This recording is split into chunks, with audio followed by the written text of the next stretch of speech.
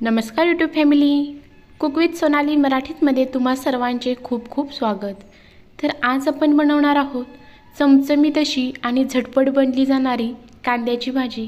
घरामध्ये भाजीला काही नसेल तर तुम्ही ही भाजी एकदा नक्की ट्राय करा, तुम्हाला नक्की आवडेल।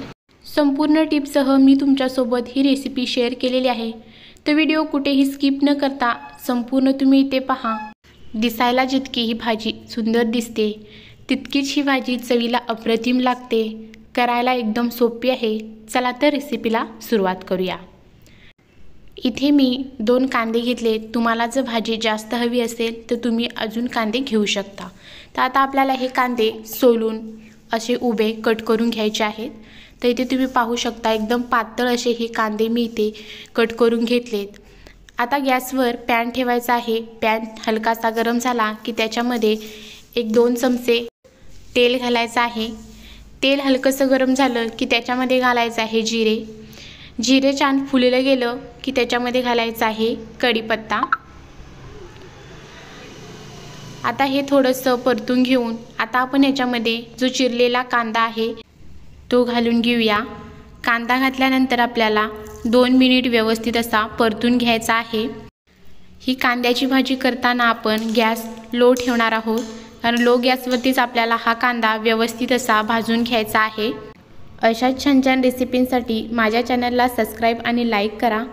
त्याचबरोबर बेल आयकॉनचे बटन दाबा, म्हणजे सर्व नोटिफिकेशन तुम्हाला मिळून जाईल। तर इथे तुम्ही पाहू शकता हलकासा कांद्याचा रंग बदलला गेला आहे। आता आपण याच्यामध्ये घालणार आहोत चवीनुसार मीठ आणि पुन्हा एकदा हे सर्व कांदा मिक्स करून घेणार आहोत। असा व्यवस्थित मिक्स केल्यानंतर आता याच्यावरती झाकण ठेवून पुन्हा 2 मिनिटांसाठी हा कांदा आपल्याला शिजवून घ्यायचा आहे। तर तुम्ही इथे पाहू शकता 2 मिनिटांनंतर आपला व्यवस्थित असा कांदा भाजला गेला आहे। आता आपण याच्यामध्ये सुके मसाले घालून घेऊया। तर इथे आता घालायचे आहे चवीनुसार लाल तिखट, चिमूटभर हळद, अर्धा चमचा गरम मसाला।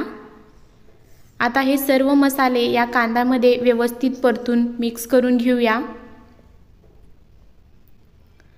सर्व मसाले इथे कांद्यामध्ये व्यवस्थित मिक्स केलेले आहेत। आता आपण याच्यावरती बारीक कट केलेली कोथिंबीर घालून पुन्हा एकदा हे सर्व कांद्यामध्ये व्यवस्थित मिक्स करून घेऊया आणि अर्धा मिनिट आपल्याला हे सर्व व्यवस्थित शिजवून घ्यायचं आहे। तर इथे तुम्ही पाहू शकता आपली परफेक्ट अशी कांद्याची भाजी इथे तयार झालेली आहे।